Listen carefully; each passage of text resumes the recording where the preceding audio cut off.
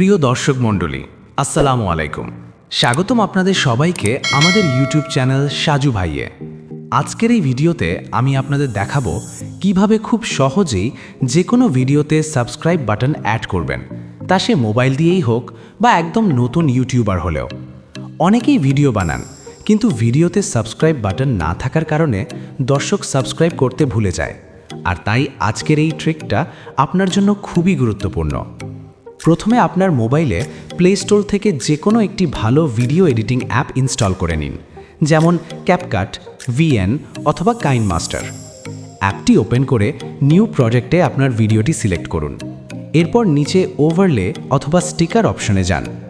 এখানে আপনি চাইলে নিজের পছন্দ মতো সাবস্ক্রাইব বাটনের ইমেজ অ্যাড করতে পারেন, অথবা অ্যাপের ভেতর থেকেই সাবস্ক্রাইব বাটনের অ্যানিমেশন ব্যবহার করতে পারেন।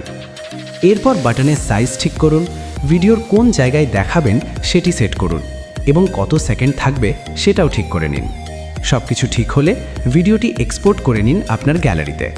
ব্যাস, এভাবেই খুব সহজে আপনি যে কোনো ভিডিওতে সাবস্ক্রাইব বাটন অ্যাড করতে পারবেন।